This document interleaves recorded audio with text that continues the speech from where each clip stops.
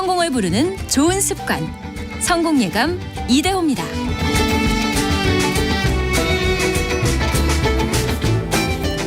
성공예감 이대호입니다. 2부가 시작됐습니다. 항상 10시 5분에는 2부, 그리고 9시 5분에는 1부가 시작되는 성공예감 이대호입니다. 오늘 저희가 내드렸던 경제상식 퀴즈 정답은 주택연금이었습니다. 주택연금. 주택연금에 가입할 수 있는 주택이 공시지가 기준 9억 원 이하에서 12억 원 이하로 훨씬 더 넓어진다라는 게 이제 모레부터 시행이 되죠. 그래서 저희가 주택연금을 경제상식 퀴즈로 준비를 했고요. 4862님. 주택연금 공시 9억에서 12억으로 올랐지만 저희 집은 시골이라서 그대로네요. 아이고, 예. 그쵸. 사실 뭐 이게 집값이 좀 올라야 나중에 연금으로 받을 수 있는 돈도 좀 많아질 텐데요. 안평길님은 부모님 댁도 주택연금 신청해서 여유 있게 사시라 말씀드리는데 자식 물려줄 생각이라 그런지 꺼려 하시네요.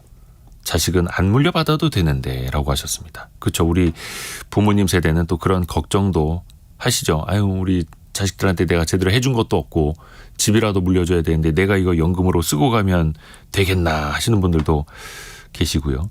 9097님도 주택연금 망설여지는 연금 이렇게 보내주셨습니다. 또 김창래님은 주택연금입니다. 정답 맞춰주셨고요.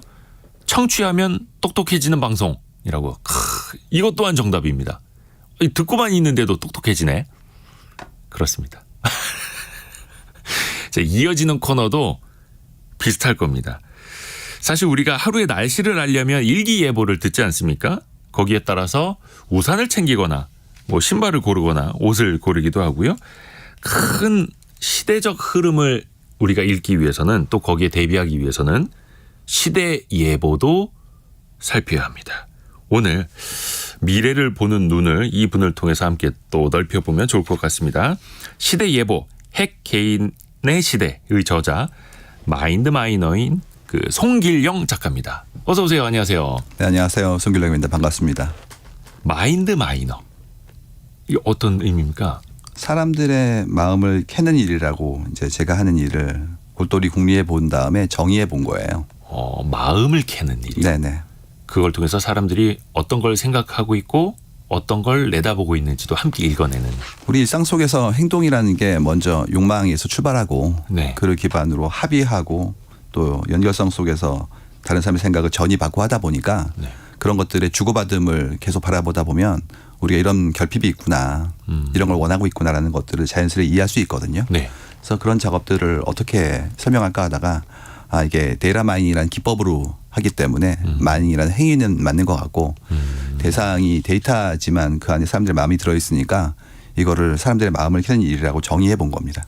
마이닝은 뭐 채굴 같은 뜻일 텐데 네네. 데이터 마이닝이지만 사실은 마인드 마이닝이다. 네네. 데이터는 이제 원재료이지 그것이 목표는 아니니까요. 이제 어떤 일을 하는지를 궁리해 보면 결국 사람들의 생각을 이해하고 사람들이 원하는 걸 주는 것이 옳지 않을까에 대한 부분들은 이제 궁리해 본 거죠. 그리고 이번에 쓰신 책이 시대예보, 핵 개인의 시대인데 핵 개인의 시대는 어떤 뜻입니까? 먼저 시대예보라는 이름을 짓게 된 그런 과정이 좀 있었어요. 그러니까 제가 지금까지 썼던 책들이 이제 나름의 방식대로 사람들의 삶을 좀 관찰하고 그 안에 들어있는 사람들의 생각을 좀 이렇게 이해하는 작업들을 좀 해봤는데요. 어느 순간인가 드는 생각이 흐름이 있는데 네. 그 흐름의 어떤 변화의 줄기가 좀 보이지 않을까에 대한 것들을 이제 느끼게 된 거죠. 근데 최근에 뭐 기후 온난화가 너무 커져가지고 예전보다 예보가 더 중요해진다는 것을 발견하게 된 거예요. 저희 어렸을 때도 뭐 비 오고 눈 오고 그러면 당황스럽고 그다음에 거기에 따르는 어떤 준비가 필요했지만 그죠. 이 정도로 이렇게 크진 않았거든요. 그래서 뭐 화천이 갑자기 너무 심하게 범람한다든지 그래가지고 산책 나가셨다가 막 황망한 일을 당하시는 경우도 생기고 그런 걸 보면 예. 확실히 지구온난화라는 게 많은 우리의 삶을 좀 바꾸고 있는 것 같아요. 그래서 예전보다 예보가 중요해졌구나라는 것을 이제 알았기 때문에 그러면 기후 정도는 한철이라면 뭐 우리 삶을 바라보는 작업들은 좀 더 긴 호흡이 필요하기 때문에 시대에도 예보를 들은 게 가능하지 않을까에 대한 것들을 이제 꿈꿔본 거고요. 네. 그래서 시대예보라는 이름을 짓게 되었고요. 이번 예보는 핵개인이라는 그런 주제를 선정해 보았는데 이유가 이제 사람들이 혼자서 자기 삶을 꾸려 나갈 만큼의 어떤 지혜라든지 혹은 예. 지원 시스템 내지는 또 풍요로움에 대한 어떤 혜택을 누리게 된 것 같아요. 네. 그래서 지금까지는 이제 가족이 최소 구성 요소였기 때문에 그거를 뜻하는 말들이 있었죠. 네. 핵가족이라고. 예, 핵가족 핵가족이란 말 많이 예전에 배우셨죠? 어릴 적에는 되게 생소한 말이었는데 핵가족이. 그렇죠. 이제는 너무나 당연하고 1인 가구 그렇죠. 시대가 됐고. 그리고 요즘은 핵가족이란 말을 안 쓰죠. 그러니까 너무 당연해서요. 그렇죠. 그렇죠. 1인 가구란 말이 더 많이 쓰이지 핵가족이라는 2대 가족에 대한 부분들은 좀 적게 나오거든요. 원래 핵가족이 뭐였냐면 3대가 아니라 2대로 이제 가족이 좀 단촐해진다는 얘기를 하신 거예요. 그렇죠. 미국의 인류학자였던 G.P. 머러독 선생님께서 1950년대에 정의하신 말이고요. 네. 3대가 인간이 보통 60 이상 사니까 볼 수 있는 가족의 형태인데 도시화 때문에라도 이렇게 분가하는 분들이 많이 나오고 그러다 보니까 할아버지 할머니 안 계시고 어머니 아버지 자손으로 돼 있는 그런 새로운 가족이 나온다. 그래서 예. 그거를 더 이상 쪼갤 수 없기 때문에 뉴클리어 패밀리라고 정의하신 거예요. 근데 우리는 그거를 1970년대에 주로 배웠습니다. 네. 왜 그랬냐면 한국은 그때부터 산업화가 된 거예요. 네네. 그래서 우리가 지금 새롭게 겪고 있는 어떤 우리의 풍습은 귀성이라는 풍습이 있죠. 이제 지지난주에 추석이었는데 부모님 뵈러. 다 같이 뵈러 내려가는 게 예전 같았으면 옆집이거나 한 집이었거든요. 근데 지금 그렇지가 않고 70년대부터 이제 여러 설비나 혹은 직장이 다 도시로 몰리기 때문에 지역에 있는 분들이 다 올라오셨고 그러다 보니까 이제 이대가 살면서 우리는 그런 가족 구성을 핵가족이라 불렀던 거예요. 근데 지금은 핵가족이란 말을 거의 안 써요. 이유가 그렇죠. 당연히 핵가족이기 때문에 그렇죠. 그걸 따로 지칭하는 말이 필요 없는 거고 오히려 3대 가족을 대가족이라 부릅니다. 그렇죠. 그래서 예전 같았으면 그 대가족이 아니라 그냥 가족이었어요. 예, 그냥 일반적인. 그래서 이렇게 새로운 어떤 표현이 나오면 처음에는 굉장히 신기하고 생소하거든요. 근데 조금 있으면 그런 현상이 좀 더 일반화되면서 뭐 당연한데 왜 굳이 그런 이름을 붙여라고 하기 시작하고요. 나중엔 그 단어를 안 쓰기 시작합니다. 그렇기 때문에 그 단어가 사라지기 시작하면 이미 일반화된 거거든요. 똑같이 핵개인이라는 단어도 제가 이제 요번에 관찰을 통해서 정의해 본 거예요. 이유가 예전 같았으면 가족의 구성에 뭐 2대 가족이 꼭 필요했고 그다음에 함께 살더라도 상호 의존성에 대한 부분들이 컸는데 이젠 그렇지가 않고 뭐 혼자 살 수도 있고 뿐만 아니라 같이 살더라도 누군가의 삶에 이렇게 지원을 하기 위해서 나의 자원을 많이 쓰는 게 아니라 각자가 독자적으로 살 수 있고 본인의 의사결정의 주체성을 가지고 살고 싶어하는 분들이 는다는 거를 이제 확연히 관찰하고 이런 분들을 어떻게 정의할까 하다가 뉴클리어 인디비주얼이라고 핵개인이라 정의해 본 겁니다. 아하. 그러니까 일반적인 가정의 모습이 대가족에서 핵가족으로 이제 거기서는 핵개인으로 네네. 가는 거고 그게 혼자서도 잘해요. 혼자서도 잘 살아요. 혼자서도 잘 지내요. 약간 이런 느낌도 드는 것 같은데요. 하나하나 좀 들어가서 볼게요. 네네. 핵개인이 되면 두드러지는 특징. 이게 삶의 단위나 거주하는 장소도 달라진다고요. 이제 이 삶의 방식에 대한 부분들을 다양한 층 위로 본 거예요. 네. 예를 들어서 사는 방식, 사는 형태의 사람들과의 교류의 어떤 방법들, 네. 그리고 내가 뭐 직장과 나와의 관계에 대한 부분들을 정의하는 방식 이런 모든 것들이 바뀌는데 그 중에서 제일 먼저 봤던 게 뭐였냐면 네. 그 도시로 우리가 생각하는 삶의 범주가 좀 더 확정되거나 예전보다는 좀 축소된다는 의미였어요. 그러니까 보통 한국인 네. 그다음에 우리 사람들 그러면 같은 국민 이런 식으로 생각을 했었는데 예. 근데 그거는 좀 주어지는 거죠. 근데 도시는 내가 선택할 수 있거든요. 그렇기 때문에 삶의 범주를 나의 선택을 기반으로 한 것으로 정의하는 부분들이 좀 보여지고요. 그러다 보니까 표현 중에서 어떤 게 나왔냐면 서울러란 표현이 있어요. 사실 이건 약간 콩글리시예요. 왜냐하면 원래 서울 사람들은 영어 시간에 배우기로는 서울라이트라고 이제 불렀고 예. 서울러는 주로 지방에 계신 분들이 본인을 자조적으로 얘기하실 때 지방러란 말씀을 쓰실 때가 있거든요. 예, 예. 그 경우에 이제 대항되는 것으로서 서울에 있는 분들을 서울러라 부르는 내용들이 네. 여기저기서 조금씩 쓰이게 된 거죠. 네. 근데 거기에는 단순히 뭐 서울 사는구나에 대한 부분이 아니라 어떤 지원 시스템 그다음에 풍족한 풍요로움에 대한 부분들이 선망성이 포함되어 있어요. 어떤 내용이 올라오냐면 이런 거 올라옵니다. 아우 뮤지컬 보려고 네. KTX 타고 서울까지 가서 1박 2일 동안 여기서 자고 그다음에 또 뮤지컬도 보고 그리고 끝난 다음에 쇼핑도 하고 왔어요. 이런 글들이 막 올라와요. 예. 그러니까 거기에 어떤 내용이 들어있냐면 지방에 있는 분이 다 느끼실 수 있을 만큼의 풍요로움이 다 있는데 어느 지역이든지 문화에 대한 부분들 그다음에 또 교류에 대한 부분들은 부족함이 있다. 예전 같았으면 지역에서는 뭐 그런 부분들의 부족함이 있더라도 감내해야 되거나 혹은 그게 삶에서 중요성이 떨어졌었는데 네. 이제 그렇지 않고 기본권처럼 올라온 거예요. 그러다 보니까 그런 것들을 다 가지고 있는 도시의 선망성이 좀 커지는 부분들이 좀 보여지거든요. 이런 것들이 결국 우리 삶의 기준이 올라간 거예요.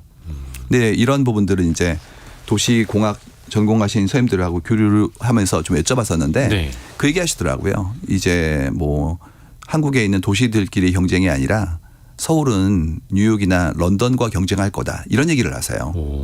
전 세계적으로 코스모폴리타니즘이라고 해서 예. 굉장히 큰 대도시로의 삶이 몰리는 것들이 정확히 관찰되고 있거든요. 네. 그러니까 우리가 예전에는 섭생과 거주의 안정에 대한 부분들을 얘기했다면 예. 이제는 그렇지 않고 삶의 기준 자체가 그보다 더 풍요로운 삶에 대한 부분으로 더 상승되고 있다는 거예요. 그러다 보니까 한국에 있는 도시들끼리 경쟁에 머무르지 않고 여기에 계신 분이 때에 따라서는 뭐 한 달 살기로 뉴욕에 가 있을 수도 있고 나의 거주의 방식을 싱가포르로 움직일 수도 있고 이런 식으로 선택할 수 있게 되면서 그만큼의 도시의 인프라라든지 혹은 준비에 대한 것들의 요구가 커진다 이런 얘기를 하시더라고요. 어떤 필요에 의한 선택이 바로바로 또 가능한. 그러니까 예전에 뭐 부모님도 계시고 자식들도 있고 그러면 지역사회 우선적으로 생각을 하고 뭐 교육 인프라며 직장 직주 근접에 또 지역 커뮤니티 여러 가지를 신경 써야 했는데 이제는 그냥 내가 필요한 것 그 선택에 따라서 훨씬 더 그게 빨라질 수 있다라는 뜻이거든요. 그리고 내가 유동화되고 있기 때문에 유동화. 나의 선택에 대한 부분들이 항구적으로 한 곳에 귀속되는 것만은 아니라는 부분들도 보여지거든요. 뭐 우리 팬데믹 기간 동안에 워케이션이라는 얘기도 나왔고 그다음에 또 내가 하는 삶의 어떤 방식들의 가상화에 대한 부분들도 계속 관찰되는 게 보이죠. 네. 물론 아직은 환경적 이슈 때문에 또 조직의 어떤 경직성 때문에 그걸 감행하지 못한 분들도 많지만 지금 전 세계적으로도 일의 방식 자체가 조금씩 더 모색되고 있는 중이에요. 네. 그러다 보니까 어떤 얘기를 하시냐면 도시에서 직장을 갖고 일을 하는데 주말쯤에는 뭐 지역에 있는 곳에서 좀 더 여유롭게 살고 싶어요. 이런 것들도 보이고요. 뿐만 아니라 도시에서의 생활을 좀 줄여가지고 예전 같았으면 5도 2촌 그랬는데 네. 5일 정도는 여기서 일을 하고 이틀 정도는 나가겠다는 거죠. 그렇지가 않고 4번 정도의 나흘 정도를 여기서 있고 사흘 정도를 가겠다고 하시거나 아니면 나의 일의 방식을 아예 가상화시켜가지고 지역 가시겠다는 분들이 나오기 시작했어요. 그러면 이제 예전처럼 올인원이 한 곳에 있는 게 아닐 수도 있죠. 네. 예를 들어서 나의 뭐 거소에 있는 게 모든 컴포넌트가 있는 게 아니라 주중에는 단촐하게 있고 주말에는 좀 더 여유로운 삶으로 모색하는 것들도 충분히 가능한 구조가 나오기 시작하거든요. 네. 그러다 보니까 예전만큼의 어떤 밀집도에 대한 부분들에 새로운 대안도 역시 나올 수가 있어요. 근데 이 예. 부분은 아까 말씀드렸던 서울러의 선망성과는 좀 배치되는 부분이에요. 예를 들어서 서울러가 완전히 모든 것을 서울에서 다 누리고 싶어 한다면 그 자원이 어려울 수도 있죠. 예. 뿐만 아니라 내 욕망이 더 크기 때문에 그만큼의 완벽한 자원을 못 얻을 수 있으니까 서울에서 삶은 좀 제한하고 그 바깥에서의 삶을 좀 더 확장하는 부분들도 가능하지 않을까에 대한 부분이에요. 이 모든 것들은 전부 다 중심에 내가 있는 거예요. 내가 어떤 걸 좋아하고 내 애호가 어디서 시작했으며 그만큼을 이루기 위한 자원을 어떻게 배분할 것인가에 대한 문제인데 네. 예전 같았으면 그 기준 자체가 굉장히 큰 단위의 어떤 조직과 가족이었다면 이제는 내가 좀 더 중요해지는 모드로 가고 있다는 부분들을 이제 적시한 겁니다. 이야. 5도 2촌. 닷새는 도시에 있다가 이틀은 시골로 가는 거에서 이제는 그냥 0도 7촌이 될 수도 있는 거고. 뭐 내가 하고 있는 삶의 방식 자체가 그걸 선망하고 예. 그다음에 나의 직업적인 형태의 어떤 시도가 가능한 구조를 선택하신다면 가능할 수도 있죠. 그게 뭐 기술적으로나 이제는 뭐 재택근무에 대한 문화적으로도 가능한 시대가 이제 그렇죠. 돼가고 있는 예, 거죠. 협업에 대한 부분들이 예전처럼 반드시 고용에 대한 것이 아니라 새로운 형태의 어떤 협업에 대한 것들이 모색되고 있기 때문에 이제 시도되고 있는 겁니다. 그러면 핵개인 시대에는 기업의 인식도 많이 바뀌어야겠네요. 기업들도. 무엇보다도 그 다양성에 대한 부분이 제일 클 것 같은데요. 네. 일단 우리의 삶의 범주가 더 연장되고 확장되기 시작했어요. 네. 예를 들어서 뭐 플랫폼 비즈니스 같은 경우에는 더 이상 우리 고객이 이 국가에만 있지 않고 더 많이 늘어나기 시작하고 그렇죠. 그다음에 그들과의 관계에 대한 부분들도 광속으로 움직이기 시작하죠. 그러면 예전만큼의 어떤 우리의 가능성이 제한되던 곳에서 더 확장되는 부분들이 벌어져요. 우리는 그런 걸 뭐 유니콘 기업이라는 둥, 네네. 새로운 형태의 어떤 신사업이라는 둥 이렇게 얘기하기 시작했죠. 근데 거꾸로 그렇게 얘기하면 기존 산업은 그만큼 압력을 받아요. 이유가 보호받던 산업의 어떤 범주라든지 제한된 경쟁이 전 세계적인 형태의 경쟁으로 이렇게 놓여지게 되거든요. 그래서 내 경쟁이 어쩌면 옆에 있는 어떤 회사가 아니라 전 세계일 수도 있어요. 그러면 그다음부터 해야 될 일은 뭐냐면 그런 변화 속에서 내가 알고 있던 것들이 바뀌었을 때 네.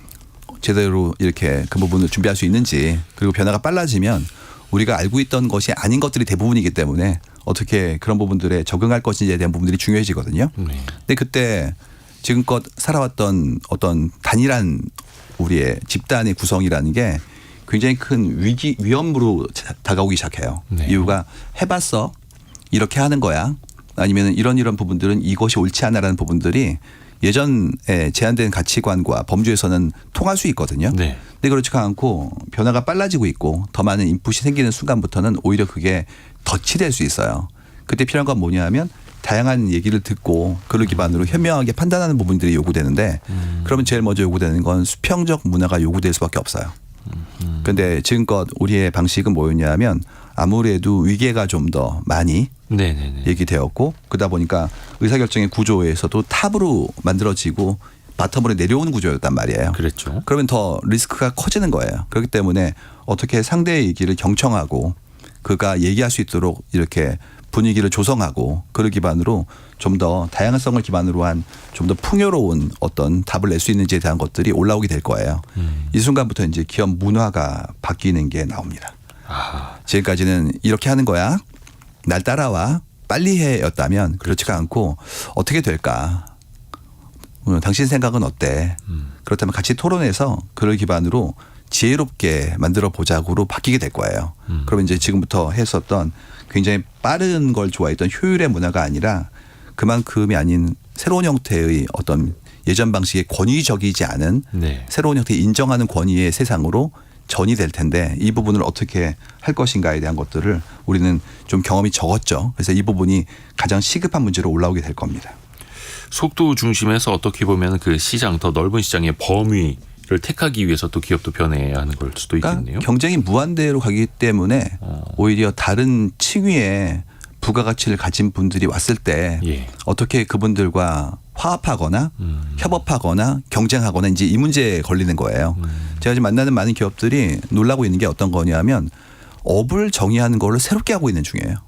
아, 예전 업의 같았으면 정의. 그렇죠. 예전 같았으면 무슨 우리도 미디어 업 그다음에 또 방송에 대한 부분들도 방송에 관련된 어떤 방식의 어떤 업종이 있고 네. 그다음에 예전에 했었던 컨텐트 업 더 나아가서 그를 기반으로 했던 플랫폼 이런 부분들이 다 다른 업종이었는데 지금은 뭐 유튜브 OTT 이렇게 나오면서 이제 막 섞이기 시작했잖아요. 네. 오늘 같은 경우에도 보이는 라디오로 나가고 나중에 유튜브 클립으로 나오겠죠. 네. 그럼 그때는 더 이상 방송이라고 볼 수는 없거든요. 그건 컨텐츠죠. 네. 그다음에 연결시켜야 되고 많은 분들이 댓글을 내시고 응대를 하면 그때부터는 오히려 라이브 스트리밍으로 움직이기 때문에 네. 그만큼의 커뮤니케이션을 넘어선 새로운 플랫폼으로 움직일 거 아니에요. 네네네. 이런 것들이 기회이자 위기죠. 기회라는 건 새로운 방식으로 갈 수 있기 때문에 그만큼의 새로운 시도가 가능하다는 거고 위기라는 건 기존에는 보통 방송이라고 하면 몇 개 채널과 경쟁했는데 네. 이제 그렇지가 않고 전 세계에 있는 수천만 개의 채널과 경쟁해야 되기 때문에 그렇죠. 위기가 나온 거예요. 이때 어떻게 내가 슬기롭게 한다는 부분들을 보려고 그러면 오히려 기존의 규칙을 좀 잊고 새롭게 생각해 봐야 되기 때문에 그만큼의 우리에게 유연성에 대한 부분들이 더 중요하게 될 겁니다. 업의 정의를 다시 내려야 된다. 뭐 방송 역시 그렇게 되면서 라디오도 많이 변화하고 그렇죠. 있는 거고요. 네. 라디오는 오히려 위기가 될 줄 알았는데 유튜브 시대 되면서 또 더 잘 되는 경우들도 있어가지고. 컨텐츠를 지속적으로 만들어낼 수 있는 플랫폼을 가지고 계시고 예. 그다음에 또 지금은 원소스 멀티유즈라는 말도 좀 진부하긴 하지만 만들어진 것들을 다양한 채널로 만들어내고 계시잖아요. 또 확장성이 그렇죠. 있는 시대니까. 또 한 가지는 집중에 대한 부분들이 있는데 보통 운전하실 때 들을 수 있는 뭐 팟캐스트나 라디오 같은 경우에는 확실히 언제 소비될 수 있는지에 대한 엣지를 가지고 있거든요. 네. 그러면 이제 그 부분에 소비자나 일상적인 형태의 관찰을 통해서 얻어진 어떤 이해를 좀 더 깊게 들어가면 큰 기회를 얻을 수가 있죠. 신재민님이 긴 머리 천재 송기령 대표님 역시 시원시원하고 날카로운 분석력이 돋보이십니다라고 이야기해 주셨습니다. 감사합니다. 예. 오늘은 이제 책 저자로서 또 함께 하고 있는데 그 핵개인의 시대 이 책을 보면은 나의 마음을 가장 잘 아는 동료는 어쩌면 사람이 아닌 인공지능 AI일 수 있습니다라는 문구가 나옵니다. 이제 조금 섬뜩해지는데요. 굉장히 어려운 문제인데요. 어렵다는 것은 기술로 어렵다기보다는 우리가 그걸 감내하거나 혹은 내 안에 내재화시키기가 좀 어려운 부분이 좀 있어요. 네.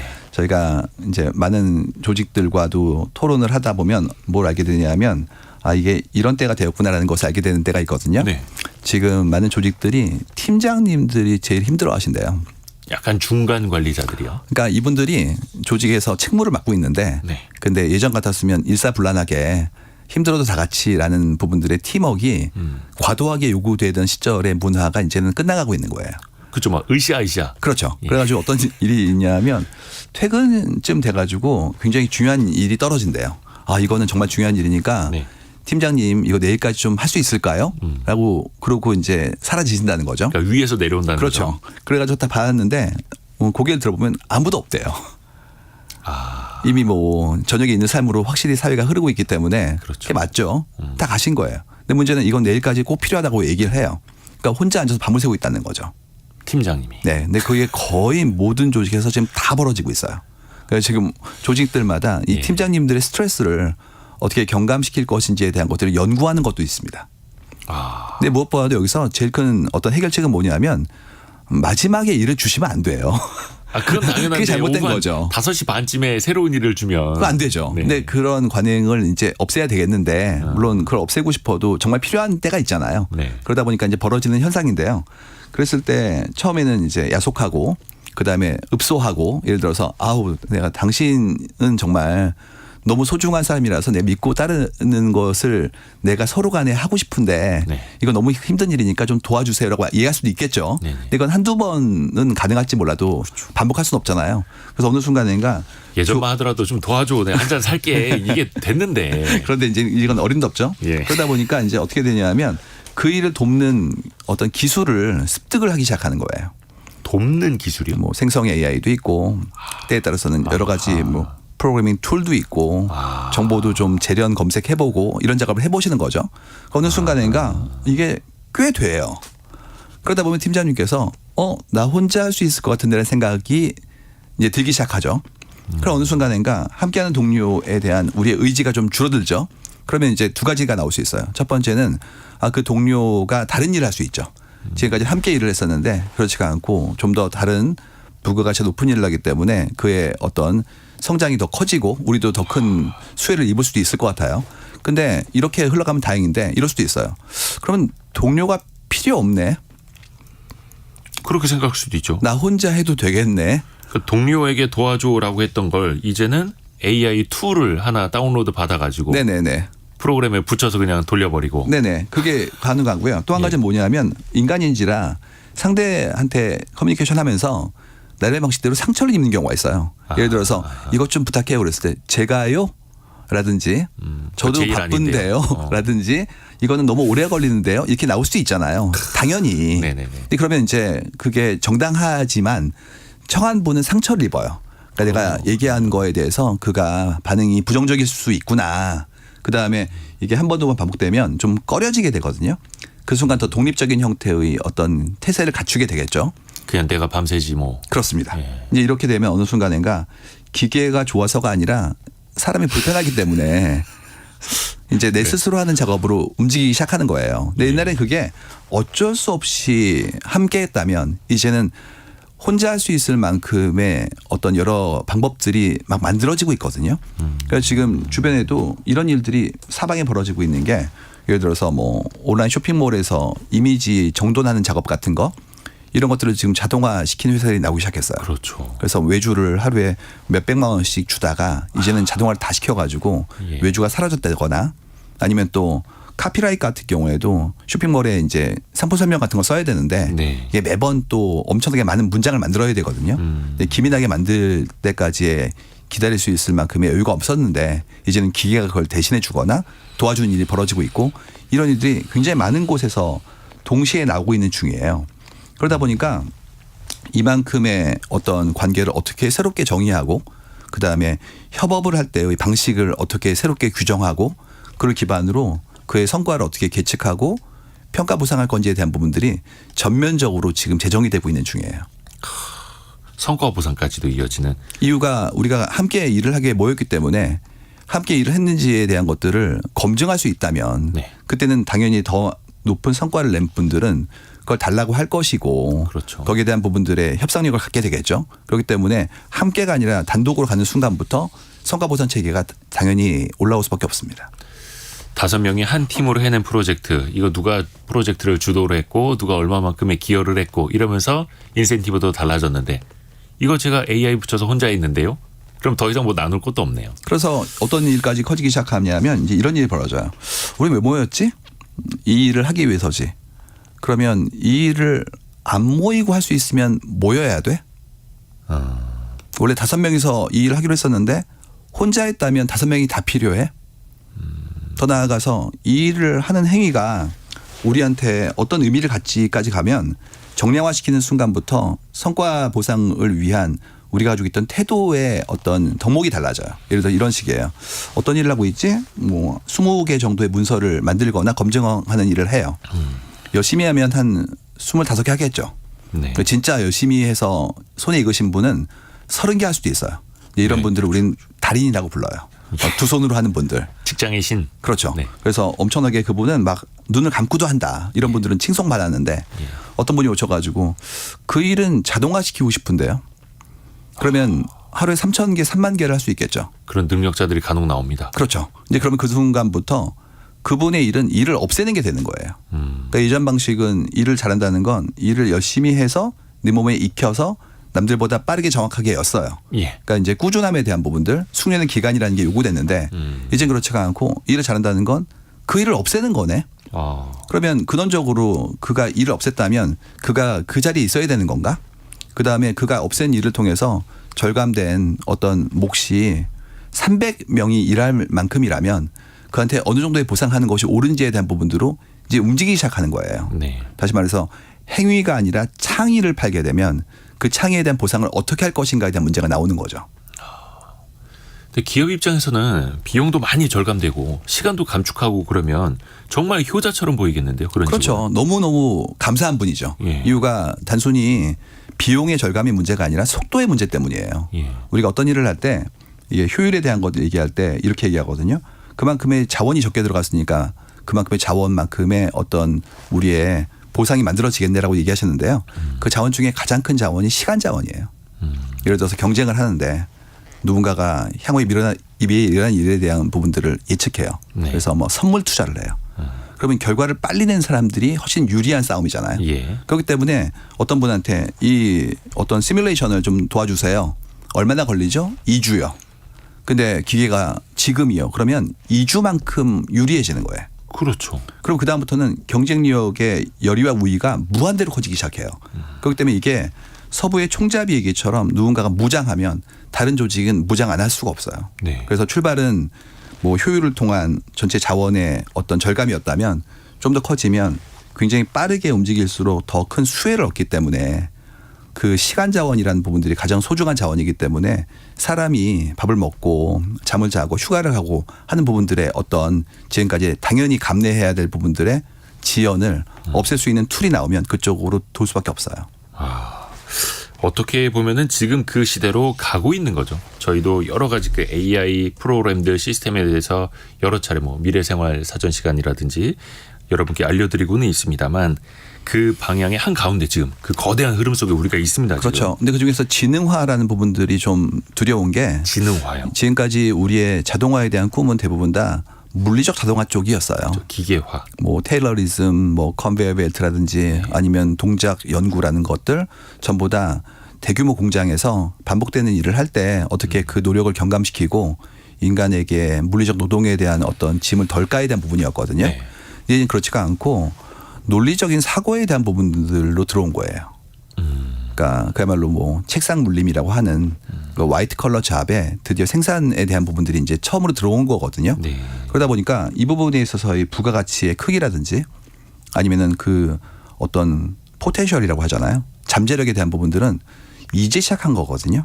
그렇다면 이제 우리가 했던 고등교육은 어떻게 새롭게 정의될 것이고 그다음에 이만큼의 노동이 논리적 노동 자체가 대체될 수 있다면 인간은 얼마나 더 높은 수준의 사고로 이렇게 우리의 생각을 올려야 되는 건지에 대한 부분들 네. 이 모든 것들이 지금부터 우리가 궁리해야 될 문제라고 볼 수가 있겠죠. 아하. 야, 이게 사실 AI 이야기만 하더라도 끝이 없을 것 같은데 다른 이야기로 좀 넘어가야 될 것 같습니다. 이게 핵 개인의 시대로 놓고 보면은 사실 젊은 사람들은 좀 대응을 할 수가 있을 것 같아요. 변화에 따라서. 근데 이제 애매해지는 게 중장년층들 아니겠습니까? 지금의 중장년을 가장 비극적인 세대라고 또 꼽는 분들도 계세요. 예를 들어서 마지막으로 부모를 부양을 하고 처음으로 자식에게 부양을 받지 못하는 세대다. 이런 지적들도 있는데요. 이런 분들은 이 핵개인 시대가 어떻게 해야 됩니까? 그러니까 핵개인의 세대가 아니라 핵개인의 시대라. 그러니까 뭐 사회자님께서도 예. 핵개인이 되실 수 있고 예. 저도 핵개인이 되게 노력할 것 같아요. 네.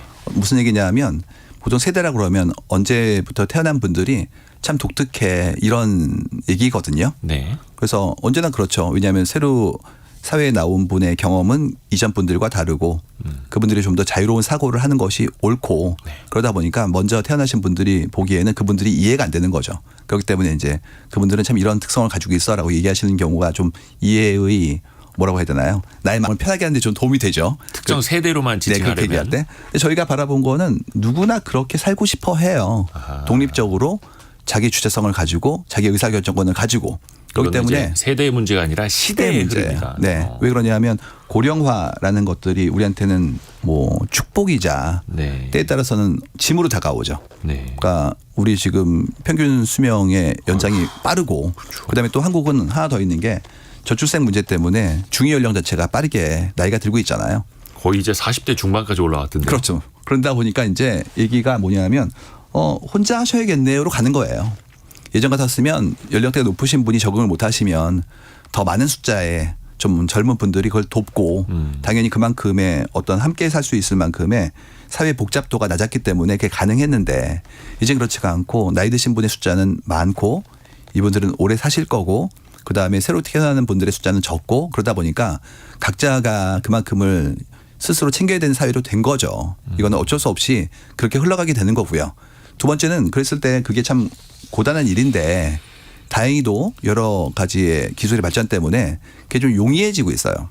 예를 들어서 우리 어디 가면 이렇게 본인을 설명하거나 혹은 또 알릴 때 이제는 스마트폰으로 많이 쓰시잖아요. 네. 인증서도 있고 때에 따라서는 팬데믹 때는 QR코드로 네. 입장도 했고 막 이런 일을 했단 말이에요.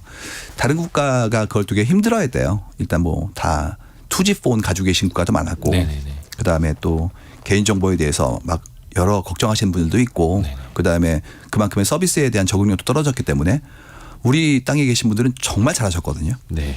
그래가지고 이분들은 뭐 카톡부터 시작해가지고 온갖 종류의 서비스를 잘하시는 그런 분들이에요. 어르신들도. 예, 굉장히 사회적 압력이 높아요. 네. 당연히 해야 돼요. 친구가 카톡으로 보내면 그걸 받아야 돼요. 그다음에 단톡방에서 다음 약속을 잡고 거기까지 가는 길도 내비게이션으로 가는 분들이 만들어진 거고요. 네. 그다음에 키오스크가 사방에 있어가지고 키오스크를 쓸 줄 모르면 주문을 못하는 그런 구조까지 가요. 이제 어르신들이 굉장히 불편해 하시는데 이제 슬슬 또 적응을 또 하시는 분들도 계시고. 여러 곳에 있고 예. 그다음에 그렇게 해서 좀 더 나은 형태의 삶을 사는 것이 그분들에게도 수혜가 되기 때문에 적응하시는 거거든요. 그래서 이 모든 것들이 전부 다 우리 사회의 핵 개인화를 돕고 있는 거예요. 첫 번째 고령화라는 것은 장수란 축복이 있는데 그만큼 스스로 본인을 돌봐야 될 만큼의 어떤 사회적 연결성이 예전같이 밀집도가 좀 떨어지고 있다는 게 1번이고 네. 다행히도 기술이 나와서 지능화가 됐기 때문에 내 스스로를 챙길 만큼의 그만큼의 나의 혁신이 요구되고 있고 그걸 잘하고 계시다 이런 내용들이거든요. 그러다 보니까 이제 그것이 합쳐지는 순간부터 내가 내 삶에서의 주체성을 내 스스로 챙기는 모드로 가는 것들이 일반적인 사람의 삶으로 가게 될 거 아니에요. 네. 그러다 보니 이제 그분들이 새로운 문화에 접하고 그를 기반으로 다른 분들과 교류하고 그리고 그의 삶에서의 좀 더 나은 풍요로운 어떤 새로운 즐김에 대한 것들이 모색되는 것들도 많이 보여져요. 저희가 임용식 팬클럽들 함께 모이셔서 영웅시대. 예, 영웅시대 분들이 즐기시는 거 보면서 깜짝깜짝 놀랐어요. 거기에 뭐 축구 시축 하실 때 축구장에서 예, 함께 가서 응원하실 때 강령들이 있었는데 강령이 있어요? 예, 행동 강령이? 예, 어떤 게 있었냐면 이런 게 있었어요. 응원팀과 같은 옷을 입고 가지 맙시다.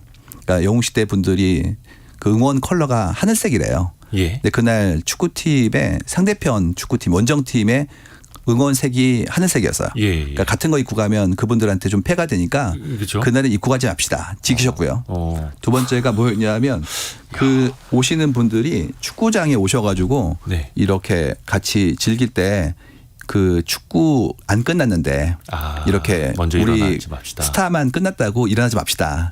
이유가 분위기가 그렇잖아요. 그렇죠. 분위기 흐리죠. 예, 그거 지키셨고요. 그다음에 원정팀하고 그다음에 중요한 서포터즈석은 축구 팬이 좋아하는 자리니까 거기는 예매하지 맙시다. 지키셨고요. 마지막에 제일 셌던 게 뭐였냐면 먹을 거 싸우지 맙시다. 지키셨어요. 근데 예전에 저도 기억이 많은 게 좀 연배가 높으신 분들은 꼭 뭐 뷔페 식당에서 남은 거 싸우신다고 네네. 실랭이 이런 것들 꽤 많았잖아요. 예. 근데 그게 그 당시에 풍습 보면 맞는 거죠. 어려운 시절에 보릿고개도 겪은 분들인데 당연히 나가 사 먹는 것도 좀 사치처럼 보이고 네. 그랬었는데요. 이번에는 다 같이 이렇게 팬클럽에 단합된 모습으로 그 모든 것들을 지키신 거예요. 그럼 이분들은 재사회화가 되신 거거든요. 그럼 다른 콘서트, 다른 문화에도 다 즐길 수가 있죠. 그렇죠. 이유가 지금 새로운 세대, 새로운 시대에 맞는 어떤 행동을 다른 분들과 같이 하고 계시기 때문에 거스름이 없는 부분들로 거듭나신 거란 말이에요. 그래서 지금 이렇게 핵개인화 되는 분들은 결국 동시대화를 모색하시는 분들이에요. 지금 삶의 변화를 관찰하고 그를 기반으로 내 삶의 방식을 바꿔나갈 수 있을 때부터 이제 많은 분들과 교류할 수 있고 그만큼의 수평적 문화를 같이 즐길 수 있게 된다라고 보는 거거든요. 이런 부분들이 전부 다 핵개인화를 도모하고 있고 잘 해나가시는 거다. 그런 이유로 중장년층이라고 해서 결코 소외되지 않고 그분들이 할 수 없는 게 아니라는 부분들을 꼭 말씀드리고 싶습니다. 그러니까 메시지의 핵심은 나이에 상관없이 일이든 문화든 삶이든 혼자서 스스로 할 수 있는 걸 계속해서 준비하고 노력해야 된다. 여기 방점이 찍히는 것 같은데. 주체성과 자기 의사 결정이에요. 근데 이게 들으시는 분들은 또 저희가 경제 프로그램이다 보니까 그것도 좀 경제적으로 좀 여유가 있고 노후도 준비가 돼 있고 그럴 때나 이게 혼자 어디 가서 편하게 먹고 살고 하는 것 아니야? 라고 반문하실 수도 있거든요. 당연히 그렇습니다. 그렇기 때문에 거기에 대한 부분들을 간과할 수 없어요. 예. 근데 이제 중요한 건 어떤 거냐면 한국이 지금까지의 방식은 뭐였냐면 자손이 잘 돼서 자손이 나의 노후에 굉장히 중요한 버팀목이 되고 예. 그만큼의 상호연대와 그만큼의 지원 시스템이라는 것이 문화이자 생존의 기본이라는 생각이 있었단 말이에요. 네. 근데 그러면 자손들이 힘들어요. 그렇죠. 그만큼의 짐을 지고 가야 되잖아요. 저 요즘 뭐 블라인드 같은 곳에 자기소개가 올라오는 걸 보면 마지막 줄에 써 있는 게 부모님 노후 걱정 없음이라는 게 꼭 올라옵니다. 그만큼 힘들다는 얘기를 하는 거예요. 예. 예전 방식으로 본다면 그러면 안 되죠. 당연히 모시고 해야 될 것이고 지원해야 되는데 그만큼 한국 사회가 그 다음 세대한테 짐이 좀 더 커졌을 때 그 삶이 영위가 안 될 만큼의 어려움이 있고 그다음에 그 다음 세대 분들도 삶의 기준이 올라갔기 때문에 여유롭지 못한 부분들이라고 느끼는 것들이 좀 있는 거거든요. 네. 그렇기 때문에 이 부분은 독립적인 자립이 가능한 구조를 만들어야 되는데 그거를 개인에게만 밀 수는 없어요. 사회적 합의가 요구돼요. 그렇죠. 그러니까 자손에게만 의지할 것이 아니라 사회적 합의를 통해서 독자적으로 살 수 있는 체계를 만들고 지원 시스템을 함께 가져가야 되는 것이지 그렇지가 않고 부를 이룬 사람만 핵개인이 되고 아닌 분들은 열의에 처하는 부분들은 곤란합니다. 그래서 이런 부분들은 사회적 합의 그다음에 그걸 떠나서 본인의 태세 상호 간의 어떤 지원에 대한 부분들을 좀 경감시키는 노력 이런 것들이 같이 움직여야 된다고 봐요. 오늘 저희가 그 경제상식 퀴즈로 준비했던 게 주택연금이었는데 사실 그것도 그 중에 하나일 수 있겠네요. 그렇죠. 그럴 수 있죠. 그래서 스스로의 미래를 스스로 또 준비를 해야 되는 거고. 네, 그거 봤어요. 지난주에 나왔던 글 중에 하나였는데 예. 나이가 드신 노모인데 주택연금을 권하니까 우셨다고. 그러니까 집을 이렇게 내놓는다고 애가 본인의 생리에 안 맞는다고 생각하셨다는 거예요. 그다음에 말씀하셨던 것처럼 물려줘야지라고 생각하신 거죠. 그 경우에는 핵개인이 아니신 거예요. 그렇죠. 아직 네. 어르신 세대에서는 그러기가 쉽지가 않죠. 근데 이게 관성처럼 집은 가지고 있어야 되고 나중에 물려줘야 되라는 생각을 가지고 계신 거거든요. 자식한테 뭐라도 해주려고. 그렇죠. 그렇지 말고 본인의 삶을 챙기고 그다음에 그 주변에 있는 분들을 잘 챙기는 것이 옳다라는 부분들입니다. 어르신 스스로도 그렇고 또 자식 세대도 부모님에게 부모님 노후를 또 스스로 그렇죠. 잘 챙기실 수 있도록 어떻게 보면 배려해 드리는 것도 좀 필요합니다. 맞습니다. 상호 배려가 요구되는 거예요. 저는 그래서 핵 개인의 시대가 뭔가 생각을 하고 있었는데 역시 우리 송기령 작가님 통해서 깊이 있게 어떻게 보면 짧은 시간이었습니다만 깊이 있게 그래도 들어보는 시간이었습니다. 저도 시대 예보를 앞으로 잘 듣도록 하겠습니다. 감사합니다. 예, 네. 마인드 마이너 송길영 작가였습니다. 고맙습니다. 감사합니다. 라디오 정보센터 뉴스도 정리해 보겠습니다. 팔레스타인 무장정파 하마스와 이스라엘의 교전이 사흘째 이어진 가운데 양측의 사망자가 지금까지 모두 1,600명에 이르는 것으로 나타났습니다. 이스라엘과 하마스 간 충돌로 국제시장에서 원유 가격이 급등했습니다.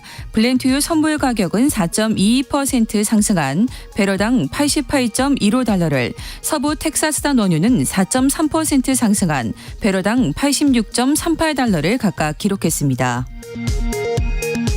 김주현 금융위원장은 이스라엘과 하마스 간 군사적 충돌 사태가 글로벌 금융시장에 미치는 단기적 영향은 제한적인 모습을 보이고 있다고 진단했습니다. 어제 저녁 8시 반쯤 영동고속도로 인천 방향 추계육교 근처에서 교통사고를 수습하던 승용차 탑승자들을 뒤에서 오던 고속버스가 덮쳐 2명이 숨지고 1명이 다쳤습니다. 지금까지 라디오 정보센터 뉴스 정원나였습니다. 자, 여러분의 질문이 콘텐츠가 되는 시간이죠. 애프터 서비스로 갑니다. 유혜진 리포터 어서 오세요. 네, 안녕하세요. 자, 질문 들어보죠. 네, 어제 퀴즈 정답이 깡통 전세였는데요. 네. 8757님. 원룸에 살다가 계약 만료 기간이 되기 전에 나왔는데 전세금을 어떻게 받아야 될지요? 내용 증명을 보내야 하나요? 하고 질문 주셨는데요.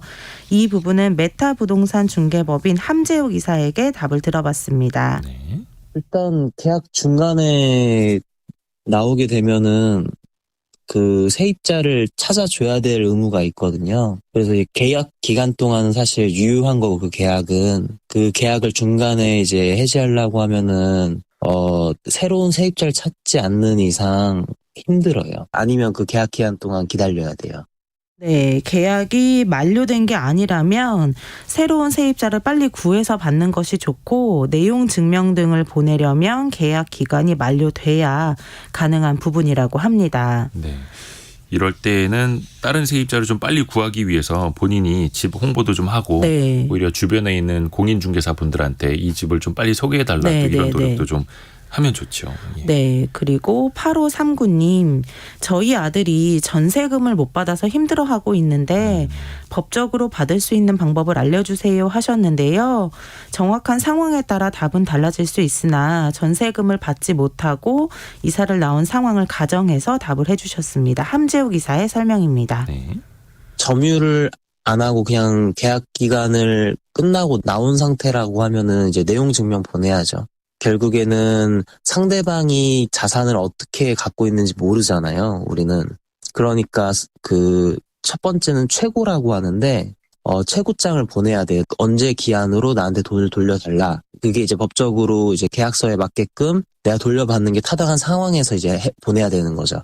내용 증명인 거죠, 말 그대로. 그다음에 그걸 근거로 내용 증명에 써져 있는 내가 추가로 정해놓은 그 기간이 지났을 때 보통 한 2주 정도를 정해놓는데 지금부터 이제 2주 정도 뒤까지 돈을 안 돌려주면은 나는 소송을 하겠다인 거죠. 소송을 해서 그 상대방의 자산들을 다 가압류를 걸고 이제 자산을 못 팔게끔 나한테 돌려주기 전까지. 그 가압류 대상은 자기가 살고 있던 집이 되겠죠, 첫 번째로. 그렇게 이제 상대방이 돈을 못 갚고 그런 상황이 되면 이제 경매로 넘어가는 거예요, 그래서. 네, 근데 사실 경매로 넘어가게 되면 내가 낸 전세금만큼 못 받게 되는 상황이 올 수 있기 때문에요. 이런 상황에 대비하기 위해서 전세보증보험 가입하시는 거 꼭 잊지 않으셔야겠습니다. 네. 그리고 어제 돈벌이 투자백서 시간에 연금저축 꼭 들어야 하나를 주제로 이야기를 나눠봤는데요.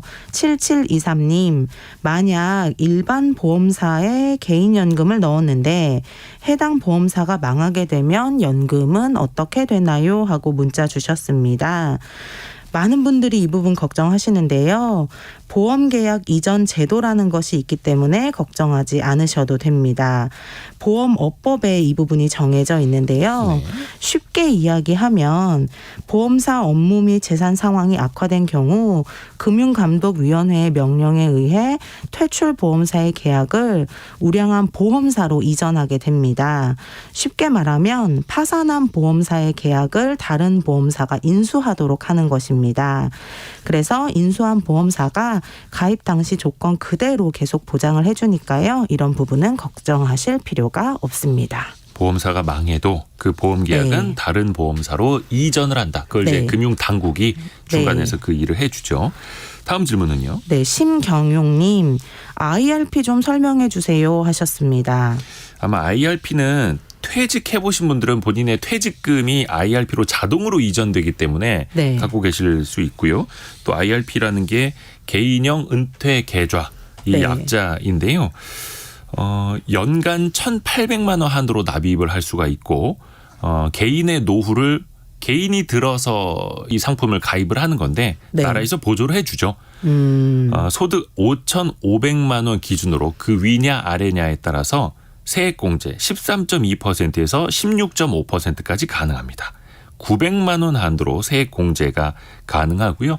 나중에 이걸 연금으로 받을 땐 연금소득세 3.3에서 5.5%로 낮은 이율로 연금소득세만 내도 되고요. 네. 다만 이런 혜택이 있습니다만 해지할 때는 그 세액공제 받았던 거를 뱉어내야 되는, 토해내야 되는. 그래서 해지하지 말고 끝까지 가져가라. 말 그대로 연금으로 활용하시라. 네. 이런 정책적인 의도가 담겨 있는 거고요. IRP가 좋은 게 뭐냐면 이 안에서 펀드, ETF, ETN, 리츠 또 예금까지도 다양한 자산을 본인이 투자를 할 수가 있습니다. 네. 다만 위험 자산은 아무래도 은퇴 상품이다 보니까 70% 정도로 제한이 된다라는 것도 알아두시면 좋을 것 같습니다. 네, 그리고 이선화님, 국민연금은 기금을 어느 정도 호흡을 가지고 투자하나요? 하고 질문 주셨습니다. 아마 김학균 센터장님하고 이야기할 때 들으셨던 것 같은데요. 긴 호흡으로 투자한다라고 했죠. 다만 이게 우리는 주식 보유 기간이 얼마입니다라고 명시적으로 해놓는 건 없습니다만 최소한 목표를 잡을 때 5년 정도의 목표 수익률을 가져갑니다. 네. 최근에 2024년부터 28년까지 국민연금의 5년 단위 목표 수익률은 5.6%더라고요. 이거 가지고 애기 이거밖에 안 돼 라고 하실 수도 있을 텐데 네. 이거는 주식뿐만이 아니라 채권 그리고 뭐 부동산 등 다양한 게 담겨 있으니까요. 일단 목표 수익률 자체는 그렇게 높이 잡지는 않고 있습니다. 유혜진 리포터도 고생 많으셨습니다. 감사합니다. 자, 성공예감 2대5입니다. 1부, 2부 모두 정리할 시간입니다. 오늘은 월요일 같은 화요일이었고요. 예. 오늘도 남은 시간 힘찬 하루 기분 좋은 하루 보내시길 바라겠습니다. 내일 아침 9시 5분에 더 많은 소식 들고 돌아오겠습니다. 성공예감은 오늘도 여러분을 응원합니다.